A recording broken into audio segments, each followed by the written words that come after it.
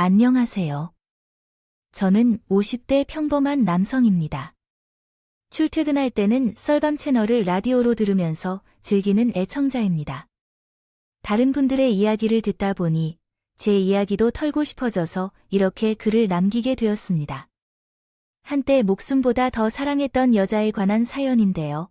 마지막에 숨막히는 반전이 숨겨져 있으니 꼭 끝까지 들어주시길 바랍니다. 그럼 시작하겠습니다. 사실 저는 살아오면서 한 번도 돈 때문에 고생한 적이 없습니다. 사업가이신 할아버지와 항공사 파일럿인 아버지 덕분에 풍족한 유년 시절을 보냈고, 명문대를 졸업한 뒤 국내 굴지의 건설사에 입사하여 지금은 과장으로 일하고 있습니다. 그래서 다른 사람들로부터 보면 제 삶은 행복한 것으로 보입니다. 굴곡 없이 달려온 것처럼 보일 것 같죠? 하지만 이런 상황에서도 나는 행복한 삶을 산 것은 아니었어요. 가부장적이고 고압적인 아버지와의 갈등도 심했고, 어머니가 다른 남자와 사이를 가지며 집을 나가버리는 일에 항상 모친에 대한 그리움과 애정 결핍을 안고 살았지요. 이런 성장 배경이 있었습니다. 그런데 제 꿈은 하루라도 빨리 사랑하는 여자를 만나고 가정을 꾸미는 것이었어요. 요즘 젊은 세대들 입장에서는 조금 오래된 가치관으로 보일 수도 있지만 안락한 집에서 맞이해주는 아내와 아이들을 가지고 싶었어요. 당시에 만났던 여자가 있었는데요. 대학 때부터 사귀어온 동기였는데 항상 제 곁에서 응원해주고 힘들 때 위로해주는 최고의 여자였어요. 친구였던 사람인데 결혼까지 고려하고 있었지만 아버지는 여자친구 집안이 별 볼 일 없다는 이유만으로 그 결혼을 반대했어요. 제가 모르게 뒤에서 따로 여자친구를 만나 참아임에 담지도 못할 모욕까지 하셨고, 결국 그 사건으로 여자친구는 제게 이별을 선언했고, 그렇게 쟤는 혼자가 되었습니다. 한번 돌아선 여자친구의 마음은 어떤 수단을 써도 잡히질 않았어요. 그 사건으로 아버지를 참 많이 망쳤는데, 자식이 본인의 장기인 것을 생각한 아버지는 전혀 타협하지 않았어요. 오히려 자신이 고든 좋은 집안의 여자와 빨리 선을 보라며 강압적으로 나서셨어요. 늘 아버지에게 복종하는 것이 스스로의 생각을 주장 못하는 불평 듣는 것처럼 느껴졌습니다. 아들이었던 저는 거의 반 같은 것은 생각조차 하지 못했어요. 치맛선을 나가 마음에도 없는 여자와 결혼을 전제로 꾸준히 만남을 이어나갔고, 밤마다 그 괴로움을 견디지 못하고 술집에 가서 닥치는 대로 술을 마셨습니다. 사랑하는 여자친구와 헤어진 직후였기도 했고, 그때는 정말 꿈에도 몰랐습니다. 운명 같은 사랑이 찾아올 줄이라는 거요. 운명의 그녀를 만난 건 퇴근길에 종종 들리던 작은 선술집이었어요. 평소처럼 어묵탕 하나를 시켜놓고 술을 마시고 있었는데, 갑자기 옆 테이블에서 혼자 술을 마시고 있던 여자가 제 쪽으로 다가왔어요. 저기, 정말. 죄송하지만 제가 지갑을 깜빡하고 두고 왔는데요. 꼭 갚을 테니까 3만 원만 빌려주실 수 있을까요? 그 갑작스러운 요청에 저는 아무 말도 못했어요. 당황한 것도 있지만 제 앞으로 다가온 여자의 얼굴이 깜짝 놀랄 만큼 예뻤거든요. 잡티 하나 없이 새하얀 피부에 쌍꺼풀 진 커다란 눈, 앙증맞은 코, 도톰한 입술. 무슨 텔레비전에 나오는 탤런트 아닌가 싶을 만큼 청순하고 귀여웠어요. 제 침묵을 거절로 생각한지 여자의 표정이 더욱 간절해졌어요. 아, 저 진짜 이상한 사람 아니에요. 전에도 여기 몇 번 오셨죠? 저도 여기 단골인데 오늘 진짜 지갑을 두고 왔어서 내일 만나서 바로 갚을게요. 갚을게요. 아니요, 빌려주는 거예요? 상관없습니다. 만일 단골이라면 차라리 외상으로 하면 어떨까요? 그런 부분은 해주시겠죠. 당시 그 가게 사장님이 푸근한 인상의 할아버지였어요. 손님들도 종종 계셨는데요. 외상이요? 아, 그렇군요. 그러게요. 그걸 전혀 생각 못했네. 여자는 당황해 어버버거리던 것도 잠시 후 얼굴이 빨개져서 그래 그리고는 바로 자리를 떠나려다 갑자기 다시 제 쪽으로 와서 입을 열었어요. 그게 사실은 제가 지갑이 없는 게 아니라 그쪽 보고 첫눈에 반했거든요. 그러니까 괜히 수작을 부린 거예요. 불쾌하셨다면 죄송해요. 저요. 절 보고 첫눈에 반했다고요. 그냥 마음에 든다고 그랬어요. 고백을 받으면 놀라실 것 같아서 일단 어떤 연결고리를 찾으려고 했던 거예요. 하지만 결국 실패로 끝났네요. 예상치 못한 여자의 고백에 얼마나 놀랐는지 모릅니다. 어지간한 연예인보다 더 이쁜 여자가 적극적으로 제게 다가와 대신해 주시다니 정말 꿈 같은 일이었어요. 저는 당황해서 아무 말도 못하자 그녀가 한층 더 적극적으로 다가왔어요. 저기, 괜찮으시면 같이 한잔 하실래요? 제가 사겠습니다. 아, 혹시 여자친구가 있으신 건 아니죠? 아니요, 여자친구는 없습니다. 당시 아버지의 강압적인 권유로 만나고 있던 맞선녀인데 엄밀히 말해서 제 여자친구는 아니었어요. 사실 몇 번 만나서 밥을 먹은 정도였죠. 제가 전에 밝혔던 것처럼 그녀는 내 말에 기쁜 표정을 지었어요. 그녀의 얼굴은 마치 만발한 꽃처럼 밝아졌죠. 그때 술을 따르러 제 술잔을 가져다 주더군요. 우리는 함께 즐거운 시간을 보냈고 안주까지 주문할까요? 무엇이 좋으세요? 부담 없이 말씀해 주세요. 그녀는 청순한 외모와는 다르게 남자다운 호탕하고 대범한 면도 있었어요. 그 모습이 예상치 못한 매력을 품고 다가와서 마음이 설레게 했죠. 술잔을 기울이며 대화를 나누면서 서로 이해하는 점도 많았어요. 연락처를 주고받았고 이후로 계속 만나게 되었어요.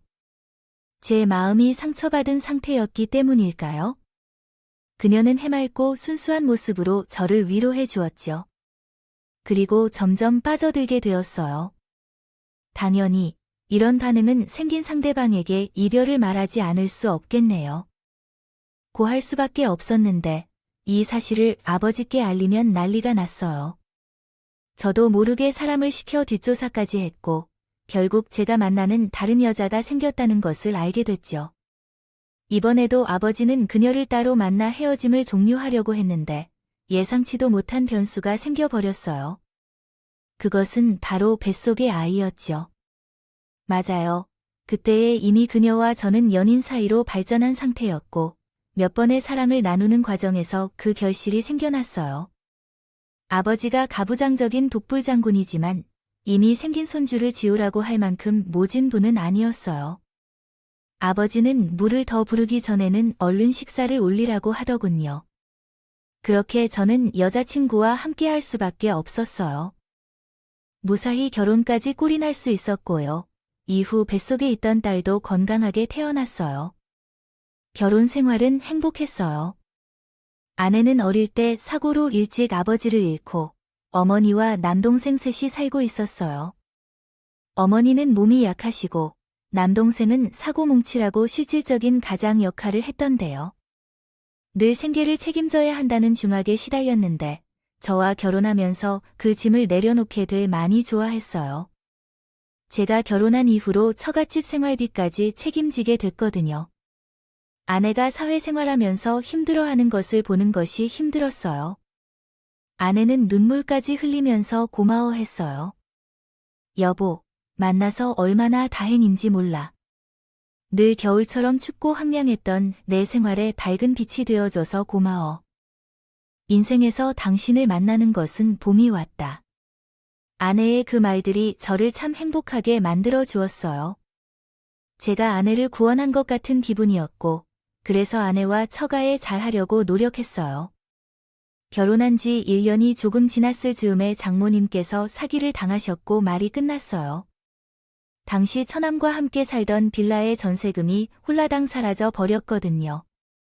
급히 우리 집 근처에 있는 작은 아파트를 하나 얻었는데 어느 날 아내가 뜻밖의 요구를 했어요. 여보, 우리 엄마랑 승철이 있잖아.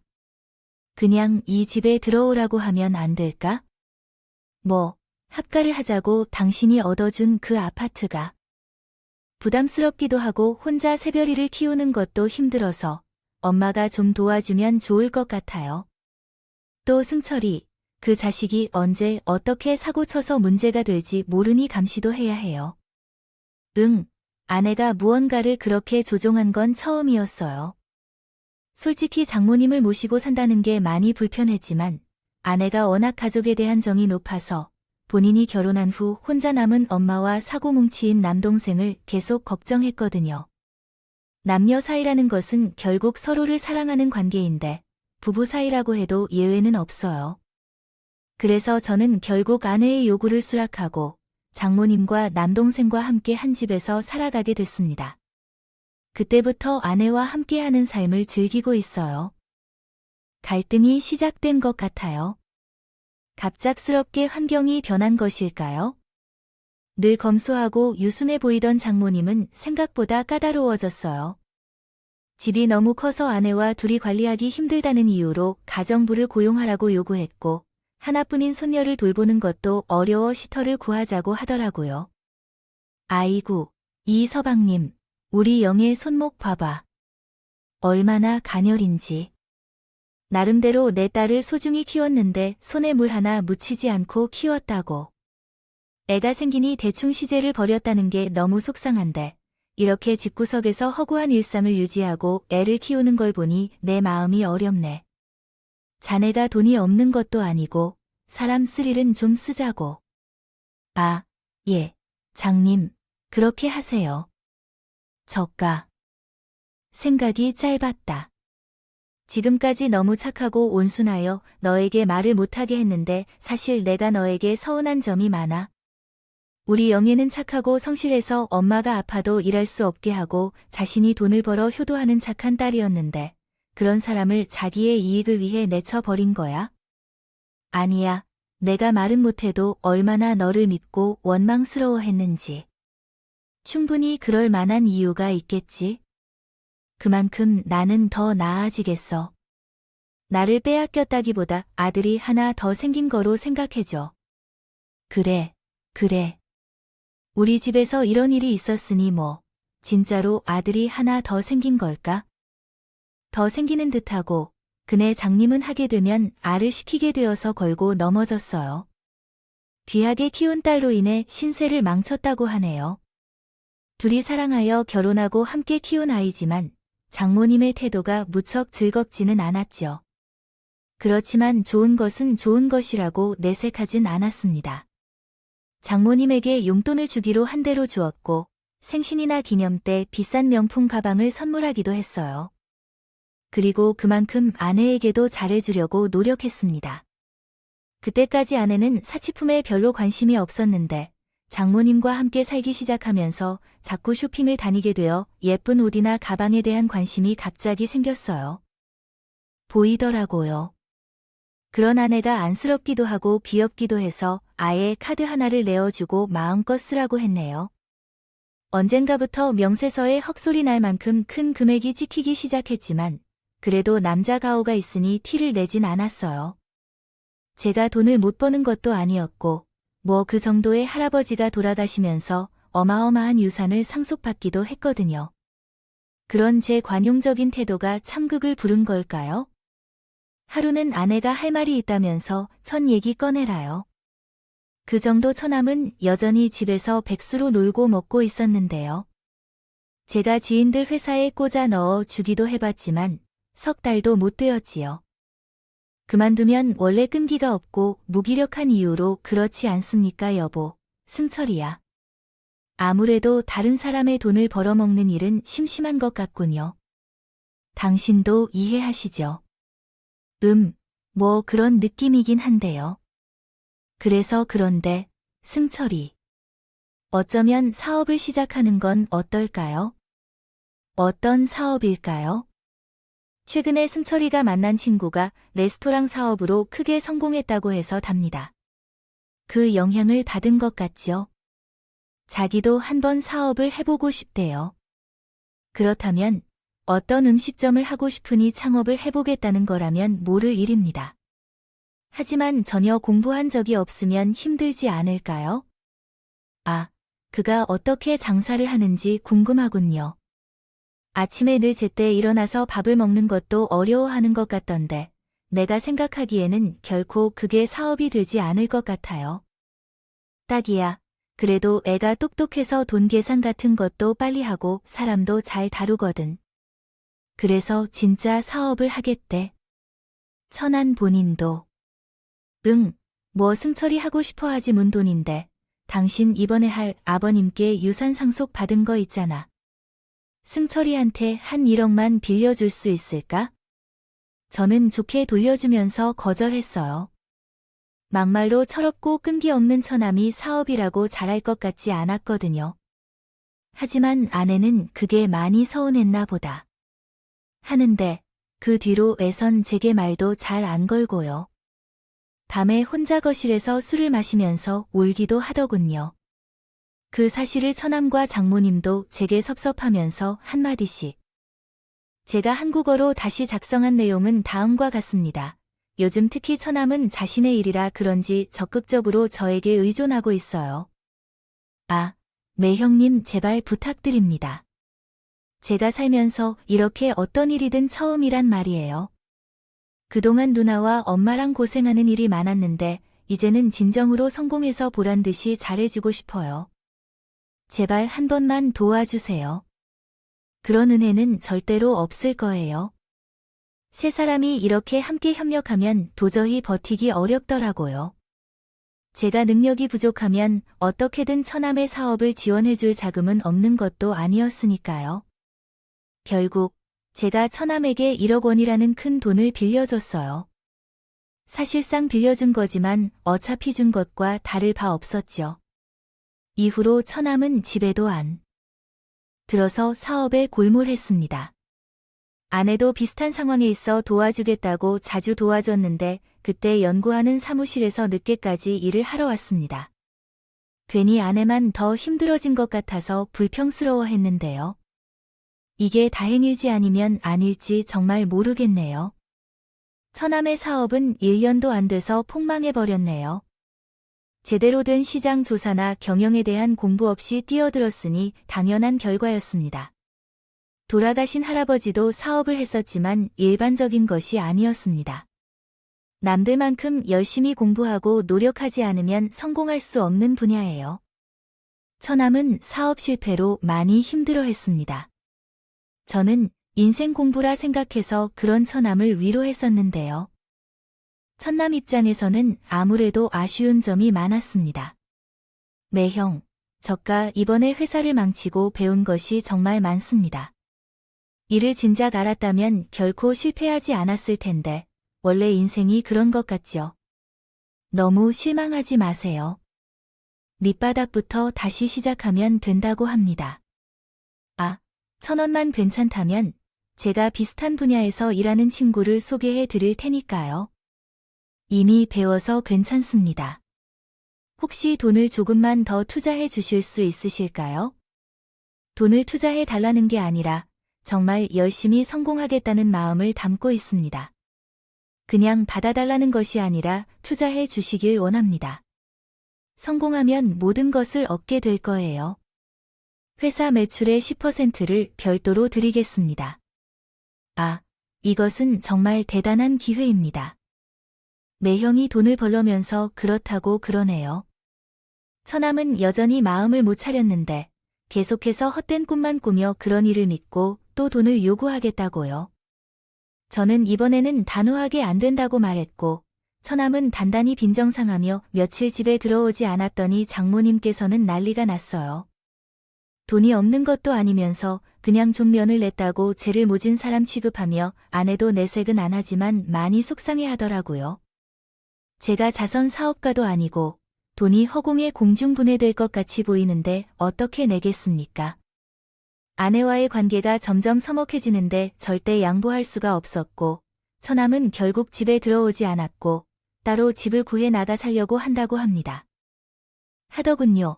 장모님도 매우 화가 나셨는지 그런 처남을 뒤따라 나가 버렸고요.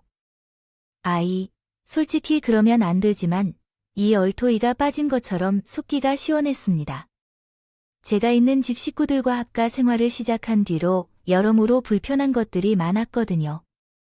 장모님의 끝없는 사치와 이런저런 까다로운 요구, 처남의 사업병도 정말 많은 스트레스를 받았지요. 그러나 둘이 따로 나가 사니까 거짓말처럼 평화가 찾아왔어요. 소망했던 아내와의 관계도 많이 나아졌죠. 그러던 어느 날이었어요. 평소처럼 회사에서 열심히 일하고 집에 돌아왔는데 아내가 홀로 거실에서 울고 있는 게 아니겠어요. 대체 무슨 일이냐고 물어보니 청천벽력 같은 소식을 전하더군요. 여보, 어떻게 하면 좋을까요? 우리 엄마. 위암이 뭐예요? 정말이에요? 아, 장모님이 암이신 거죠? 응, 그렇다니까 말이더라고요. 당장 이번 주에 수술받고 항암 치료를 시작해야 된다는데 어쩔까 싶더라고요. 우리 엄마가 죽으면 어떡하죠? 저는 아내를 빨리 안아 꼬셨어요. 걱정하지 마세요. 요즘 의료 기술이 얼마나 발전했는지 알죠? 장모님이 지금 집에 계시니까 빨리 찾아가서 같이 병원 모시러 가야 돼요. 아내가 바로 장모님한테 연락해 볼 테니까 전화를 끊어도 돼요. 그러면서 머뭇머뭇 입을 열더군요. 저기 있잖아, 여보. 엄마가 아직까지 화가 많이 난 상태야. 승철이가 사업 자금 안 돌려줘서 그래. 아직도 괴로우신가 봐요. 암이라는 소식을 듣고 혼란스러운 건 알겠는데 당신을 별로 못 보는 것 같아요. 솔직히 말해 처음에는 약간 당황스러웠지만 반면에 장모님의 그런 마음을 이해할 수도 있었어요. 이 처남이 자신만의 아들이면서도 서로 친숙한 인연이었기 때문에 처갓집으로 장모님을 보내고 병원 절차를 밝히기로 결정했습니다. 하나도 아니어서 그랬나 봐요. 생각보다 병원비가 많이 들었는데요. 그래도 이건 처남의 사업 자금과는 다르죠. 침묵 속에서 아내가 치료비를 언급할 때마다 통장으로 보내주었어요. 카드 결제보단 현금 결제를 하는 게 할인도 되고 세금 혜택도 있는 것 같아서요. 그리고 생활비나 이러한 것들은 제 카드를 사용하라고 했죠. 아내가 눈물을 흘릴 정도로 감동해했어요. 진심으로 고마워. 내 사랑하는 아내여. 난 아직도 일을 하고 있었으면 당연히 내가 부담했을 텐데 괜히 내가 일을 그만두는 바람에. 아, 당신이 애초에 왜 일을 그만둔 거니까? 새별이 생기고 나랑 결혼하면서 그렇게 된 거잖아. 그런 자책하지 마. 그렇게 말해줘서 고마워. 나한테 진짜 당신밖에 없는 거 알지? 돈은 꼭 갚을게. 새별이 조금만 더 크면 내가 다시 일 시작해서 아이 됐어. 아, 가족끼리 무슨. 장모님도 나한텐 부모야. 자식인 내가 병원비를 부담하는 게 당연하지. 진짜, 내가 다른 건 몰라도 남편 복은 있는 것 같아. 역시 나한텐 당신뿐이야. 사랑해, 정말. 아내는 퍽 감동받은 눈치였어요. 한편으로는 많이 미안했는지 굳이 본인이 직접 장모님 간병을 하더군요. 아픈 사람 병고한다는 게요. 일어난 이유는 불분명하지만 병원에서 살다시피 하는 아내가 있으니 회사에서 집까지 눈대중으로 이동하며 본가에 사는 딸을 요양했던 내가 병원에서 살다시피 하는 나날들이 연달아 이어지고 있다. 힘들었어요. 늘 곁에 있던 아내의 빈자리가 생각보다 더 컸다. 하지만 제가 어린애도 아니고 장모님 병실 안으로 힘든 아내에게 그런 투정을 부릴 순 없었어요. 오히려 아내의 의지를 체인지하려고 많이 노력했죠. 그와 동시에 처남은 도대체 뭘 하는 건지 코빼기도 보이지 않았어요. 아내 말로는 간간히 병원에 들린다고 하는데 소식을 들을 수가 없더라고요. 그렇게 몇 달이 흘렀을까요? 모처럼 쉬었던 대형 프로젝트를 마무리 짓고 회사 업무가 일찍 끝난 날이었어요. 심지어 위에서 고생했다고 사흘간의 특별 휴가도 주었죠. 주말을 포함하면 상당히 긴 휴가였던 아내 생각이 나더라고요. 바로 이 사실을 알리려고 전화를 하려다.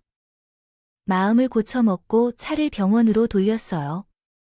오랜만에 장모님의 얼굴도 보러 가기 위해 깜짝 병문안을 하고 싶은 생각이었죠. 언제까지 이렇게 장모님과 대면한 채로 지낼 수는 없다고 생각하던 차였습니다.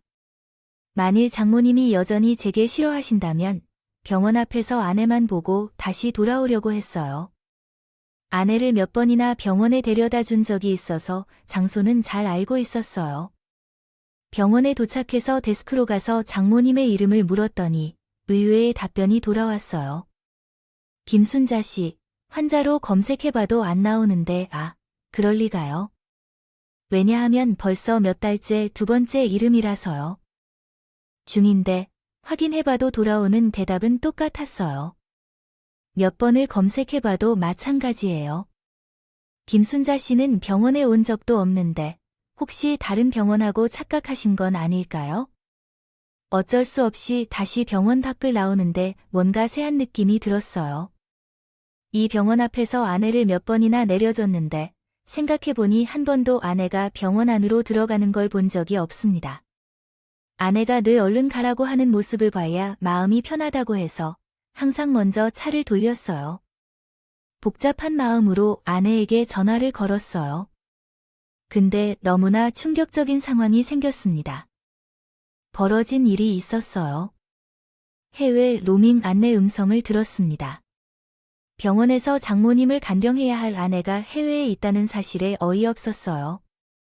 일어난 일을 이해할 수 없었죠. 문자를 보내 병원에 있는 장모님과 제가 함께 있는지 물어볼까 하다가 마음을 고쳤고 결국 아무런 연락을 하지 않았어요. 그리고 집에 돌아와서 아내의 옷장과 가방을 뒤적거린 채로 발견했죠. 일본에 있는 호텔 예약 내역서가 하나 발견되었어요. 그 순간부터 손이 덜덜 떨리기 시작했어요. 아내가 남편 몰래 해외로 간 이유는 무엇이 있을까요? 다른 남자와의 부정적인 여행이 아니라면 말이에요. 고민 끝에 급히 짐을 싸기 시작했어요. 그리고 곧바로 공항으로 가서 가장 빠른 일본행 비행기 티켓을 끊었어요. 아내가 정말 바람을 피는 거라면 제 두 눈으로 확인하고 싶은 마음뿐이었죠. 무슨 정신으로 비행기를 탔는지도 모르겠어요. 일본에 도착하자마자 바로 택시를 잡아 타고 호텔 예약서를 보여주며 이리로 가주세요 라고 했어요. 도착한 곳은 호화로운 성급 호텔이었습니다. 아내가 이런 곳에서 다른 남자와 뒹굴고 있을 걸 생각하니 피가 거꾸로 솟더라고요. 바로 카운터 직원에게 달려가 내 예약서를 보여주면서 방으로 안내해 주실 것을 요청했어요. 하지만 본인이 아니라 안 된다고 말씀하더군요. 막무가내하게 올라가려고 해도 가드가 저지했어요. 순간적으로 아내에게 연락할까 생각했지만, 고민도 했지만 기회가 이렇게 찾아온다면 아내의 진실을 확인해보고 싶다는 마음이 들었어요. 그래서 애쓰고 흥분을 가라앉히며 마음을 다스렸습니다. 직원에게 카드를 건네고 스위트룸에서 하룻밤을 보내고 싶다고 말씀했어요. 그제야 직원들의 태도가 달라졌고 안내를 받아 스위트룸으로 향했습니다. 바로 아래층에 예약된 방이 있었고 역시나 동일한 스위트룸이 있었어요. 안내해 주신 직원이 나가자마자 즉시 아래층으로 향했습니다. 깊은 밤이어서 그런지 복도 전체가 조용했습니다. 그 순간 내 인생이 확실히 달라질 것이라는 강한 예감을 느꼈죠. 약을 모른다는 것도 있지만 힘의 개념도 알잖아요. 여러분은 두 가지의 상반된 생각을 갖고 계셨을 겁니다. 저는 후자인 것 같습니다. 아무리 끔찍한 진실이라고 해도 모르는 것보다는 아는 게 낫다고 생각하는 사람이죠. 그래서 결국 저는 그 문을 열어달라고 부탁했고 호텔 벨보이인 척해서 잠깐만 나와주길 요청했죠. 설마 하면서도 문 안쪽에서 굵은 남자 목소리가 응답했습니다. 아, 갑자기 이 밤중에 뭔 일이야? 짜증나게. 죄송합니다. 급하게 결제 내역 관련해서 확인할게요. 일본 거래를 많이 해왔던 것이 크게 행운이 아닐 수 없었거든요. 나름 그럴듯한 일본어로 하자며 안에서 부스럭거리는 소리가 들렸습니다. 몇 분 뒤에 마침내 문이 열리고 아내의 상관인 남으로 추측되는 남자가 모습을 드러냈는데 남자의 얼굴을 보자마자 전 아무 생각 없이 굳어져 버렸습니다. 아무리 봐도 그분이 천남이었거든요. 상반신은 타이를 입었고 허리 아래에는 수건만 두르고 계셨어요. 그래서 여기 어찌해야 할지 모르겠더라고요. 아내가 대신 천남 숙소를 예약한 것일까? 아니면 둘 다 장모님을 모시고 효도 여행을 온 것일까? 머릿속에는 수많은 생각들이 맴돌았네요. 그러나 어찌되었든 아내가 바람을 피운 게 아닐 건 확실히 알았고, 이 질문이 가장 아름답고 솔직둔한 아내가 어째서 갑자기 바람을 피웠을지에 관한 의문을 떠올린 것일까요? 시아버님이 그 병원에 계시지 않은 것을 알았을 때 자세한 사실을 직접 물어봤다면 얼마나 좋았을까요? 스스로 심각하게 실패했다고 생각했습니다. 부끄러웠다. 아, 천남, 어떻게 된 일인가? 대충 둘러보려고 입을 열었을 때인데 갑자기 문이 열리더니 안에서 아내의 목소리가 울려 퍼졌어요. 뭐 해? 자기, 빨리 와서 나 안아줘야지. 호텔 직원이 대체 뭐 하는 건데? 뭔 지진이래?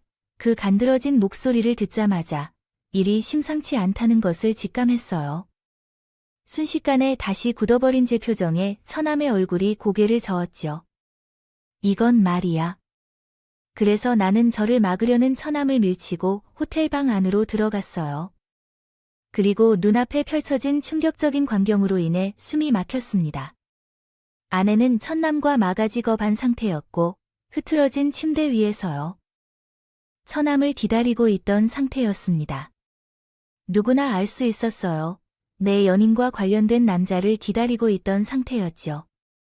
아내도 이윽고 나를 발견하고 순식간에 얼굴이 하얘지기 시작했어요.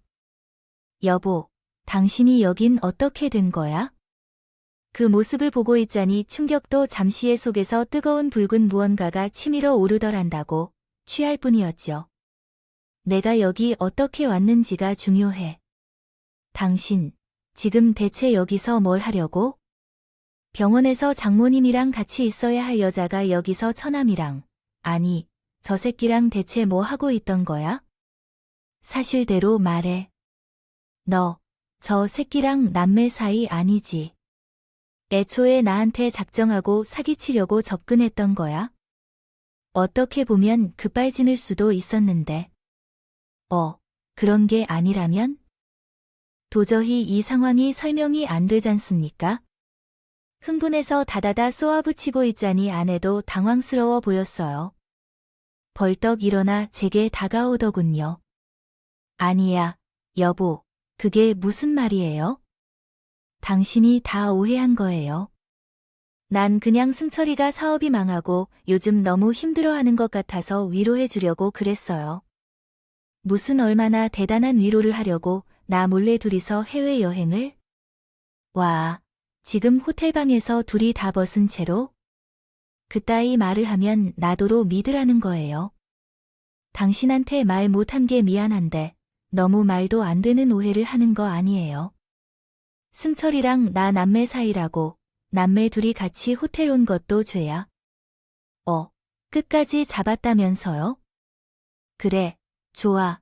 그럼 둘이 한번 유전자 검사해볼까요? 보자고 혈통이 아니라고 나왔다고만 해봐. 가만 두지 않을 텐데. 그때 100% 확신한 것은 아니었어요. 아내의 말처럼 정말 단순히 남매가 여행을 온 것일 수도 있고 무엇이 무엇인지 혼란스러운 상태였어요. 유전자 검사는 그냥 화가 나서 될 대로 되라는 심정으로 말한 말이었는데 제가 그대로 씩씩거리면서 몸을 돌리자 아내가 허겁지겁 제게 매달리더군요. 여보, 왜 그래? 정말 그 검사를 할 필요가 뭐가 있어? 우리 남에게 맞다니까. 당신은 왜 이렇게 말도 안 되는 오해를 하는 건지 모르겠는데 그런 게 아니라고. 나 정말 억울했어요. 아내는 급기와 입술까지 바들바들 떨면서 자신의 결백을 피력은 했지만 아내가 그렇게 할수록 제 의심은 더욱 더 짙어졌어요. 그러던 중 문가에 선체 잠고 있는 살던 남자가 갑자기 와르르 소리 내며 내려왔어요. 아이, 그만 좀 해. 더 이상 못 해먹겠네. 이씨야, 아니 우리가 범한 죄도 없는데 왜 이 새끼한테 매달려야 돼? 나랑 이 새끼랑 너랑 한 집에서 부부로 살라는 거 못 차겠어. 이제 이런 가짜 연극 그만하자. 영희는 첫남 아니면 상간남의 입에서 뱉어진 말은 둘의 남매가 아닌 내연 관계를 증명하는 건 마찬가지였어요. 그럼에도 불구하고 마음에 있는 의혹을 악몽에 물었고 아내는 새파랗게 질리며 상간남에게 화를 냈지요. 너 미쳤어. 이제 와서 모든 것을. 이러면 어떻게 되는 거야? 너 돌아섰니, 아이야. 호텔방에서 걸렸는데 어떡하죠? 이걸 어떻게 수습해? 이런 새끼가 아무리 호구라 해도 그렇게까지 멍청한가? 그래도 최대한 수습을 해봐야지. 지금 이게 뭐 하는 짓이야? 다 같이 죽자는 거야? 아, 그만해. 나 더는 이런 생활 못해. 내가 계속 말했잖아. 그냥 이 새끼랑 헤어지고 우리 둘이 서로 예전처럼 살자고. 내가 사랑하는 게 이 새끼가 아니라 나잖아. 이혼할 거야? 이혼은 무슨, 내가 돈이 있으니 뭐가 있느냐? 사업도 다 망한 새끼가 지금 뭐 하자는 거야? 애초에 내가 그 사람과 먹지도 않았어도 됐을걸. 왜 제대로 공부도 안 하고 덤벼서 왜 내 인생까지 망치려고 들어가는 건데? 왜 이런 일이 생겼는지 알겠어? 너 대신 이 새끼랑 완전히 스며들려고 했던 거지. 내보다 이 새끼가 더 돈 많고 잘난 사람이니까. 언제부터 마음이 변한 거야? 참 황당하지만 갑자기 두 사람이 날 가운데 두고 싸우기 시작했어요. 그 광경을 보고 있자니 너무 기가 막히더라고요. 지금 사람 앞에서 왜 그런 짓을 하는 건데? 아직도 내가 웃긴 것이라 생각하며 분한 나는 그대로 그 사내에게 격렬히 일격을 가했어요. 그리고 반격할 기회를 줄이고 연고 후 발로 차는 짓을 했죠. 그 사내는 소리도 못 질러서 호텔방 구석에 몸을 박아 넣었고 나는 놀란 아내를 향해 몸을 돌렸어요. 한국에 돌아갔을 때 콩밥을 곁들여 바로 먹을 거야. 무슨 수를 써도 너와는 상관없는 남자 새끼를 속였다며 막을 쳐넣으니 이에 대해 일 동안 잔소리하며 분노를 토해내자. 아내는 그제야 놀라서 갑자기 바닥에 무릎을 꿇고 손을 모아 싹싹하며 사죄하며 시작했지. 여보, 내가 잘못을 인정해. 내가 사랑하는 건 당신뿐이야. 자식에 대한 마음 하나도 없어, 말이었다. 그 사람을 철라고 속이며 한 집에서 함께 살면서 내 소중한 돈을 훔치기까지 했다. 그리고 우리가 미래 여행 중이었을 때 장모님이 아프다고 한 것도 전부 뻥이었어. 그 병원비도 나의 돈으로 냈고 승철이가 또 사업을 하고 싶다며 당신이 더 이상 돈을 줄 수 없다고 해버렸어. 했으니 그래서 나는 그녀의 아내한테 협은 어느 정도 예상했었지만 그녀가 입으로 진실을 확인하고 나니 내 복부가 무너진 것 같았어. 분노에 가득 찬 나의 얼굴을 보던 아내가 다시 급하게 입을 열었어. 나는 돌이키지 않을 거라고 했어. 진짜야. 그런데 나도 어쩔 수 없었어. 안 그녀라면 그 사람은 당신께 우리 관계에 대해 다 말해버린다고 했어. 그래서 하나만 더 물어보자. 애써 의도적으로 내게 접근한 게 맞아. 그 질문에 망설이던 아내가 이윽고 두 눈을 감았다. 그리고 고개를 위아래로 끄덕이며 그것만은 제발 아니길 바랐는데 운명이라고 생각했던 우리의 만남 자체가 의도한 설계였다. 고 말했다. 세상이 무너지는 기분이었습니다. 참상한 제 표정을 읽은 아내가 급하게 입을 열었습니다. 나는 당신에게 처음에는 불순한 목적으로 다가왔지만 당신과 함께 살면서 나는 진심으로 당신을 사랑하게 되었습니다. 그래서 우리 자식도 정리하려고 했는데 그것을 알고 당신에게 모든 것을 고백하겠다고 협박당했다고 난 질질 끌려다닌 죄밖에 없어요. 그걸 지금 말하고 있어요. 사랑은 어마어마하게 뒤통수를 치는 것이라고요. 이제 와서 날 사랑한다고 그래, 내가 당신을 속였어요. 많은 거짓말을 하고 했지만 당신을 사랑하는 내 마음 하나만큼 진심이니까. 제발 믿어주세요. 아내가 그 커다란 눈에서 눈물방울을 뚝뚝 떨며 애절하게 호소했습니다. 모르게 약해진 마음을 다잡고 일본 대사관에 연락했어요. 자초지종을 설명한 뒤에 한국으로 이 사기꾼들을 송환하고 싶다고 했죠.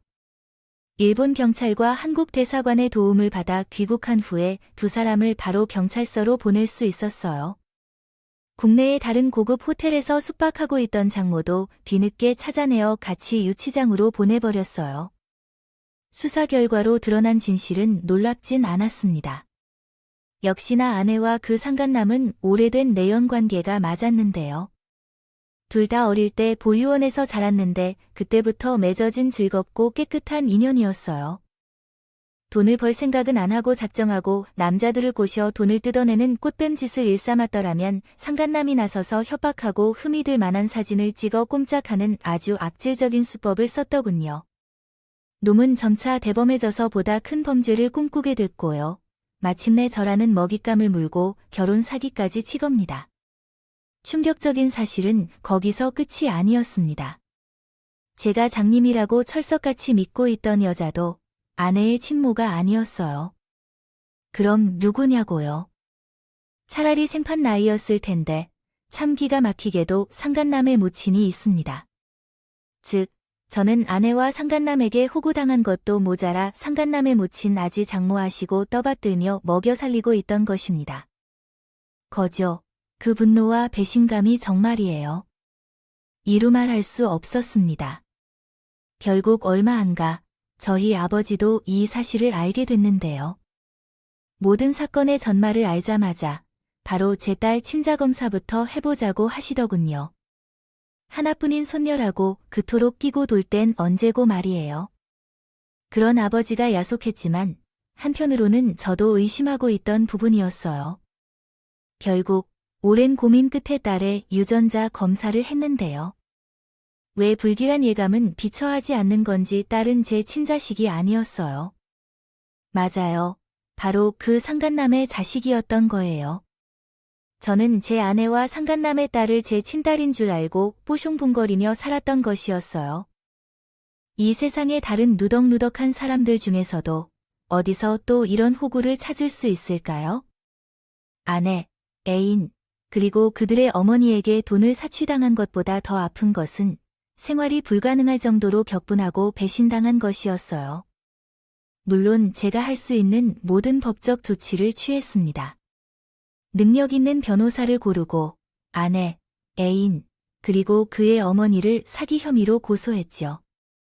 혼인 무효 소송뿐만 아니라 정신적인 피해에 대한 손해배상금까지 요구했습니다. 법적 분쟁을 거친 끝에 당연하게도 이기는 쪽은 저였습니다. 재판부는 아내와 그들의 집단이 범한 죄의 심각성과 제 정신적, 물질적 피해가 매우 심각하다는 결론을 내렸어요.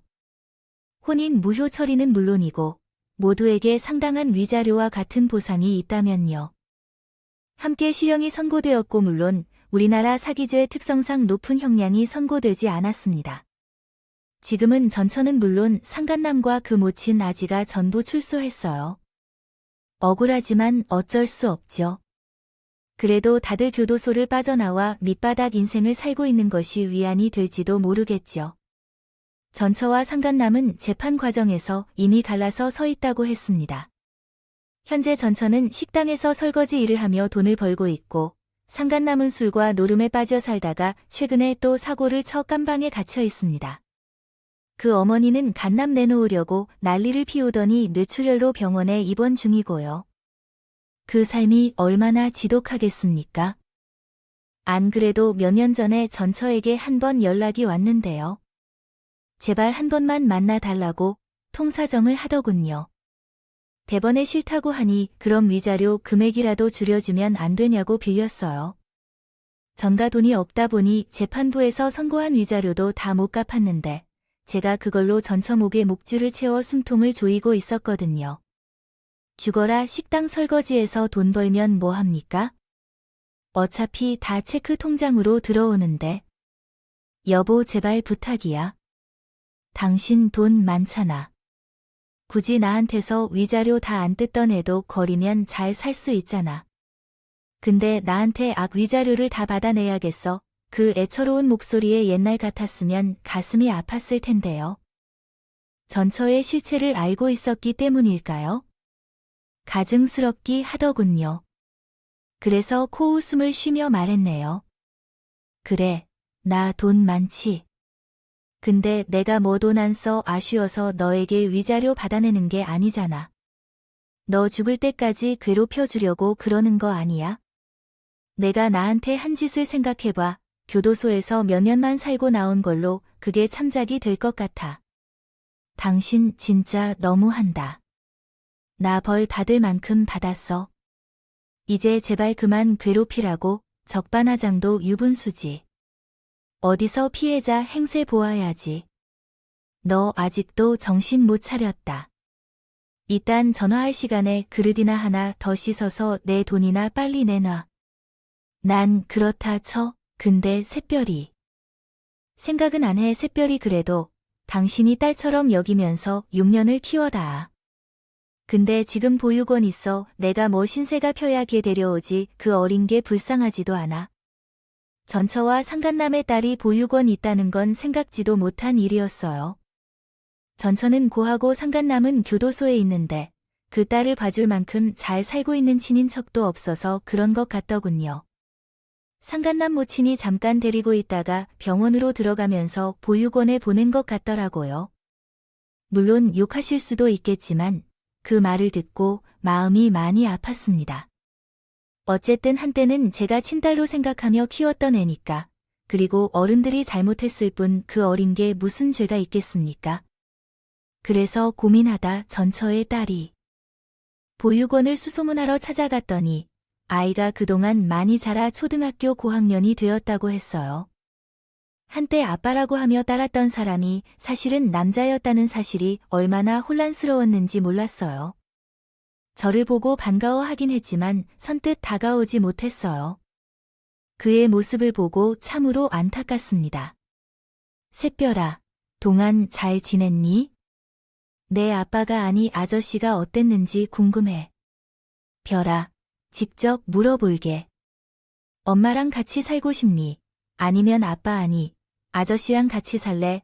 사실 보육원을 찾기 전까지도 아이를 어떻게 돌봐야 할지 혼란스러운 상황이었어요.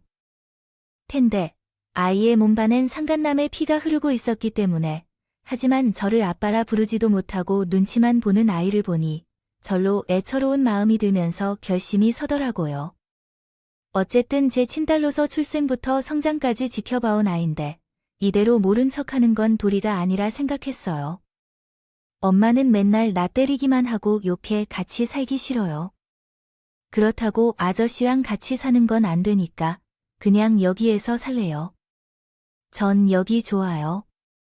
친구들도 많고 선생님들도 좋으시고 아이의 생각지도 못한 답변에 깜짝 놀랐어요. 알고 보니 전처가 저 모르게 아이를 많이 학대했던 것이었어요. 그래요. 그런 주제는 제 앞에선 전혀 풀릴 것 같지 않네요. 아이의 이름을 팔렴으로써 동정을 살려고 했다니 이게 정말 안 좋네요. 아함의 참치가 몸을 흔들게 했어요. 아저씨랑 같이 살아도 괜찮다니까 우리 다시 아빠랑 딸 사이를 맺어볼까요? 어때요? 아니요. 그러면 안 돼요. 싫어요. 아이가 제 뒤를 따라다니는 것도 싫어요. 아마도 머리가 좀 굵어지면서 자기의 생물학적 부모가 누구이며 쟤와 어떤 관계에 있는지 알게 됐을 것 같아요. 그 고집이 얼마나 강한지, 쇄심이 얼마나 쌓인지 모르겠어요. 저는 더 이상 설득해 내기 어려웠죠. 그래서 그 후로는 보육원을 통해 경제적으로 아이를 후원하고 종종 그곳을 찾아가서 만나기도 했어요. 다행히 아이는 중학생이 되기 전에 해외 입양을 통해 새 가정을 얻었고, 지금은 미국에서는 좋은 부모님의 가르침을 받아서 잘 자라고 있습니다. 저 또한 너무 잘 살고 있습니다. 물론 한때는 전처에게 배신당한 후유증으로 많이 힘들었지만 병원 치료와 주변 사람들의 도움 덕분에 그 어려움을 이겨냈습니다. 결국 좋은 여성을 만나 재혼했는데 지금의 부인은 전처와는 다르게 따뜻하고 가정적인 분입니다. 과거의 이야기를 모두 알면서도 저를 품어주는 이 훌륭한 부인 덕분에 지금은 행복합니다. 부인은 마치 대인배처럼 행동하고 있고 장모님이 계십니다. 결혼까지 도달하는 데는 쉽지 않았지만 그만큼 열심히 노력했습니다. 부인에게도 잘해주고 잘못집에도 매주 찾아가 아들 역할을 충실히 해왔습니다. 요즘에도 계절마다 여기저기 좋은 곳을 모시면서 효도를 하고 있는데 이로 인해 지금은 장인 장모님이 두 분 모두 좋게 대해주십니다. 다 저는 참 예쁘다고 해주시고 저와 와이프가 똑 닮은 자식들도 잘 키우고 있습니다. 나이가 들수록 중요한 것은 역시 가족이라고 생각합니다. 제 지난 인생을 이렇게 글로 적어보니 이 새삼스레 가족에게 더 잘해야겠다는 생각이 듭니다. 긴 얘기를 들어주셔서 감사합니다. 모두 건강하세요.